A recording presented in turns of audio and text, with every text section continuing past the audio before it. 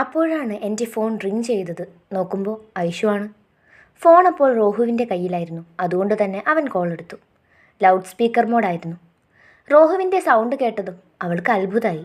കുറച്ച് കുശുമ്പ് കലർന്ന സ്വരത്തിൽ അവൾ ചോദിച്ചു, നിങ്ങൾ നേരം പുലരും മുന്നേ ഒരുമിച്ചുണ്ടല്ലോ. അത് കേട്ടതും ഞങ്ങൾക്ക് ചിരി വരുന്നുണ്ടായിരുന്നു. കുറേ നേരം ഞങ്ങൾ മൂന്നാളും അവളോട് സംസാരിച്ചു. ഫോൺ വെച്ചതും ഞാൻ ഐഷുവിനെക്കുറിച്ച് അവരുടെ അഭിപ്രായം ചോദിച്ചു. രണ്ടുപേർക്കും അവളെക്കുറിച്ച് നല്ല അഭിപ്രായം. നല്ലൊരു ഫ്രണ്ട് എന്നതിനപ്പുറം ഒരു ഫീലിങ്സും റോഹുവിന് അവളോട് ഇല്ലെന്ന് മനസ്സിലായി.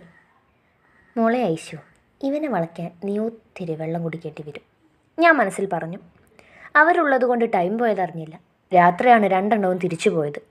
ഉറങ്ങാൻ കിടന്നപ്പോൾ മനസ്സ് മുഴുവൻ എൻ്റെ കയ്യിൽ പിടിച്ച് കണ്ണിലേക്ക് നോക്കിയ റിച്ചുവിൻ്റെ മുഖമായിരുന്നു. ആ കണ്ണുകളിലൊന്നും എന്നോടുള്ള പ്രണയത്തിൻ്റെ ചെറു കണിക പോലും കാണാനില്ലായിരുന്നു. എന്നിട്ടും എൻ്റെ മനസ്സ് മാത്രം ഒരു തിരിച്ചുവരവില്ലാതെ അവനിൽ കുരുങ്ങിക്കിടക്കുന്നു.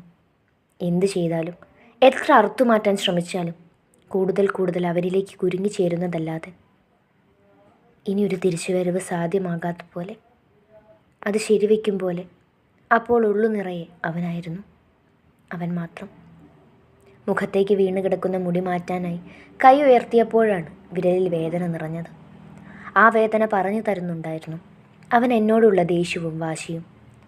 വിരലുകൾ കാണും തോറും ഞാൻ പോലും അറിയാതെ കണ്ണിൽ നിന്നും നീർത്തുള്ളികൾ അടർന്നു വീണുകൊണ്ടിരുന്നു.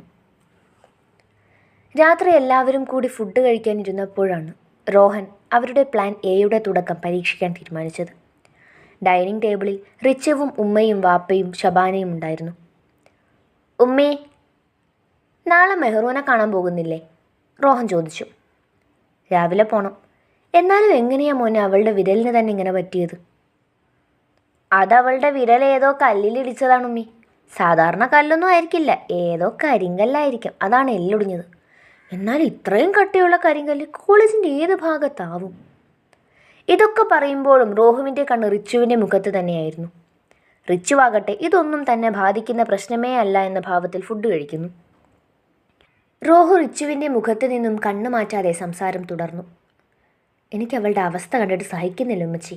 അവൾക്ക് നല്ല വേദനയുണ്ട്, കയ്യിലൊക്കെ നിറയെ നീര് വന്ന് വീർത്തിരിക്കുക. എപ്പോഴും കരച്ചിൽ തന്നെ. പാവം എൻ്റെ മോള്, അവൾക്ക് നന്നായി വേദന കാണും. നമുക്ക് രാവിലെ തന്നെ പോകണം. എനിക്ക് അവളെ കാണാതെ എന്തോ പോലെ എന്ന് ഉമ്മച്ചി പറഞ്ഞിട്ടും റിച്ചുവിന് ഒരു ഉലുകവുമില്ല. റിച്ചുക്കാ നാളെ വരുന്നില്ലേ? ഞാൻ ചോദിച്ചു. വരണം, എനിക്ക് മേഫിയെ ഒന്ന് കാണണം. മേഫിയെ കണ്ടാൽ മതി, പാവം എൻ്റെ മെഹ്റൂനെ കാണണ്ട അല്ലേ? റോഹു മനസ്സിൽ പറഞ്ഞു. കഴിച്ചു കഴിഞ്ഞ് റൂമിലെത്തിയിട്ട് റോഹു അജുവിനെ വിളിച്ചു. ഡാ, ഞാൻ മെഹ്റൂൻ്റെ എല്ലൊടിഞ്ഞത് പറഞ്ഞിട്ടും അവൾക്ക് വേദന ഉണ്ടെന്ന് പറഞ്ഞിട്ടും ഇക്കാക്കൊരു ഭാവമാറ്റമില്ലടാ. നമുക്ക് നോക്കാടാ, നീ വെയിറ്റ് ചെയ്. നാളെ നിങ്ങളെപ്പോൾ പോവും? ഞങ്ങൾ രാവിലെ പോകും. നീ രാവിലെ എത്തണേ അജു? രാവിലെ നേരിട്ട് കാണാമെന്നും പറഞ്ഞ് അവർ രണ്ടാളും ഉറങ്ങാൻ പോയി. രാവിലെ തന്നെ അജുവും റോഹുവും എത്തി. എന്നോട് പറഞ്ഞു, കുറച്ച് കഴിയുമ്പോൾ റിച്ചുവിക്ക് വരും, നീ മൈൻഡ് ചെയ്യരുത് എന്ന്. എന്ത് വന്നാലും റിച്ചുവിക്കാനെ നോക്കാൻ പാടില്ല. എന്നെക്കൊണ്ട് സാധിക്കാത്ത കാരണമാണെങ്കിലും അവന്മാർക്ക് വേണ്ടി ഓക്കെ പറഞ്ഞു. പിന്നെ നല്ല വേദന ഉണ്ടെന്ന് പറഞ്ഞ് റൂമിൽ തന്നെ ഇരുന്നാൽ മതി. അവിടെ പോയി എല്ലാവരെയും കാണുമ്പോൾ ചാടിത്തുള്ളി നടക്കരുത്. മുഖത്ത് എപ്പോഴും ഒരു ശോകം ഉണ്ടായിരിക്കണം. അവന്മാർ രണ്ടും കൂടി എന്നെ പഠിപ്പിച്ച് കൊല്ലുന്ന ലക്ഷണമാണ്. താഴെ റിച്ചുവിക്കാടെ സൗണ്ട് കേട്ടതും ഞാൻ ഇറങ്ങി ഓടാൻ പോയി. എൻ്റെ ഫ്രണ്ടിൽ തടസ്സം തീർത്തുകൊണ്ട് കട്ടക്കലിപ്പിൽ നിൽക്കുന്നു രണ്ടും കൂടി. ഞങ്ങൾ രണ്ടും കൂടി ഇത്രയും നേരം ഇതാണോ നിന്നെ പഠിപ്പിച്ചത്? കാമുകൻ്റെ സൗണ്ട് കേട്ടത് അവൾ ഓടാൻ നിൽക്കുന്നു. ഉളുപ്പുണ്ടോ നിനക്ക്? ഉളുപ്പ്. എന്തിനാ നിൽക്കുന്നത്? ഓടിച്ചെല്ല്. ഇപ്പം വിരലല്ലേ ഒടിഞ്ഞത്, ഇനി അവൻ കാലും കൂടി തല്ലി ഒടിക്കും. വാടാ റോഹോ, നമുക്ക് പോവാം. പോത്തിനോട് വേദം ഓതിയിട്ട് കാര്യമില്ല. ഞാൻ അവന്മാരുടെ കയ്യിൽ പിടിച്ച് സോറി പറഞ്ഞു. അവിടെ ഇരുന്നു. കുറച്ച് കഴിഞ്ഞ് അപ്പച്ചിയും മാമയും കൂടി കയറി വന്നു. എന്നെ കണ്ടതും അപ്പച്ചിക്ക് നല്ല സങ്കടം വന്നു. കുറച്ചു നേരം സംസാരിച്ചിരുന്നിട്ട് ഞങ്ങൾ താഴേക്ക് പോയി. അവിടെ റിച്ചുവും മേഫിയും ഉണ്ടായിരുന്നു. ഞാൻ അങ്ങോട്ട് നോക്കാൻ പോയില്ല. ആഗ്രഹമില്ലാഞ്ഞിട്ടല്ല, എൻ്റെ ഇടത്തും വലത്തും എൻ്റെ ചലനങ്ങൾ നിരീക്ഷിച്ചുകൊണ്ട് അവന്മാരുണ്ടായിരുന്നു. കുറച്ചു കഴിഞ്ഞതും മാമയും ഉപ്പായും പുറത്തു പോയി. ഉമ്മച്ചിയും അപ്പച്ചിയും അടുക്കളയിൽ, ഞങ്ങൾ മൂന്നാളും ബാൽക്കണിയിൽ റിച്ചുവും മേഫിയും റൂമിലായിരുന്നു. എന്നെ അവിടെ കട്ട പോസ്റ്റാക്കി അവന്മാർ എന്തൊക്കെയോ പ്ലാൻ ചെയ്യുന്നു. ഞാൻ ബാൽക്കണിയിലെ ഊഞ്ഞാലിൽ വെറുതെ ഇരുന്നു. പുറകിൽ ആരോ നിൽക്കുന്ന പോലെ തിരിഞ്ഞു നോക്കാതെ തന്നെ റിച്ചുവാണെന്ന് എനിക്ക് മനസ്സിലായി. രാജകുമാരി ഊഞ്ഞാലാടുകയാണോ? വന്ന ഉടനെ അവൻ ചൊറിയാൻ തുടങ്ങി. ഞാൻ മൈൻഡ് ചെയ്യാൻ പോയില്ല. അതുകൊണ്ടാവും. റിച്ച് നടന്ന് എൻ്റെ ഫ്രണ്ടിൽ വന്നു നിന്നു. വീണ്ടും തുടങ്ങി ചൊറിയാൻ.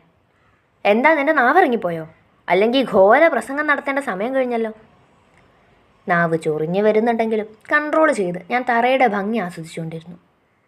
എന്നിൽ നിന്നും പ്രതികരണമൊന്നും ഇല്ലാത്തതുകൊണ്ടാവാം റിച്ചുവും തിരിഞ്ഞ് നടന്നു പോയത്. റിച്ചു പോയി കഴിഞ്ഞതും അവന്മാർ ഓടി വന്നു. കലക്കി മെഹ്റു, ഇങ്ങനെ തന്നെ തുടർന്നാൽ മതി. അന്ന് മൊത്തം ഞാൻ റിച്ചുവിനെ മൈൻഡ് ചെയ്യാതെയും മുഖത്ത് നോക്കാതെയും നടന്നു. പിറ്റേ ദിവസം ഉത്രാടമായിരുന്നു. എല്ലാ വർഷവും ഉത്രാടത്തിന് തറവാട്ടിൽ പോകും. എല്ലാവരും അവിടെ ഉണ്ടാകും. തിരുവോണം അവിടെ ആഘോഷിച്ച് അവിട്ടത്തിന് തിരിച്ചു പോകാറാണ് പതിവ്. അതുകൊണ്ട് തന്നെ എല്ലാ വർഷത്തെയും ഒന്നാം ഓണത്തിൻ്റെ അന്ന് രാവിലെ തറവാട്ടിലെത്തി. കുറേ നേരം വാപ്പുപ്പൻ്റെ അടുത്തിരുന്നു. പിന്നെ ഞാനും അജുവും കൂടി നടക്കാൻ ഇറങ്ങി. കുറേ കഴിഞ്ഞപ്പോൾ റോഹു കൂടി എത്തിച്ചേർന്നു. ഞങ്ങൾ വെറുതെ തോട്ടത്തിൽ ചുറ്റി നടന്നു. ഉച്ചയ്ക്ക് എല്ലാവർക്കും മുന്നേ ഞാൻ ഫുഡ് കഴിച്ചു. ഒറ്റയ്ക്ക് കഴിക്കാൻ പറ്റില്ല, ആരെങ്കിലും സഹായം വേണം. അതുകൊണ്ട് ഞാൻ പറഞ്ഞപ്പോൾ അപ്പച്ചി ഫുഡ് നേരത്തെ വാരി തന്നു. ഞാൻ മുകളിലേക്ക് പോയി. എല്ലാവരും കഴിക്കുന്നതിൻ്റെ ഇടയിൽ അജു പറഞ്ഞു, മെഹ്റുവിന് നല്ല വിഷമമുണ്ട്. അവൾക്ക് വയ്യാത്തതുകൊണ്ട് നാളെ ഒന്നിനും പറ്റില്ലല്ലോ. പാവം, നമ്മുടെ കൂടെ ഫുഡ് കഴിക്കാനും പറ്റുന്നില്ല. അത് കേട്ടതും എല്ലാവർക്കും സങ്കടമായി. എന്നിട്ടും റിച്ചുവിൻ്റെ മുഖത്ത് നിന്നും വിഷമം കാണാൻ അവന്മാർക്ക് പറ്റിയില്ല.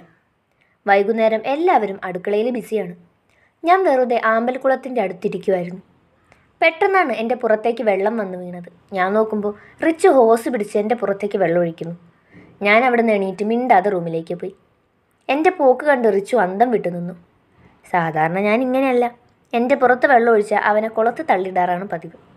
ഞാൻ റൂമിലെത്തി ടവലെടുത്ത് വെള്ളത്തുള്ളികൾ ഒപ്പിയെടുത്തു. ഫാനിൻ്റെ ചുവട്ടിലിരുന്ന് ഡ്രസ്സ് ഉണക്കാൻ തുടങ്ങി.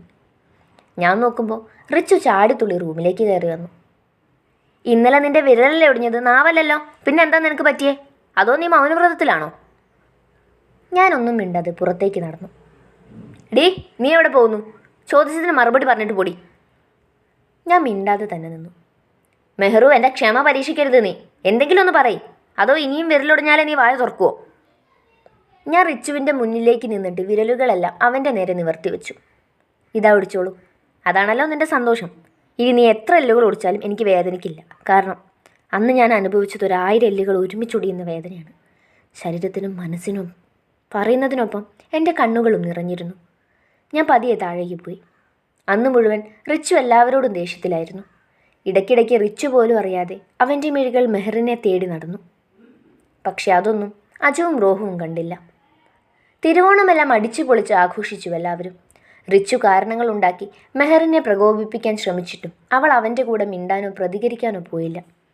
മെഹ്റുവിൻ്റെ മൗനം പതിയെ പതിയെ റിച്ചുവിൻ്റെ മനസ്സിനെ അസ്വസ്ഥപ്പെടുത്തിക്കൊണ്ടിരുന്നു.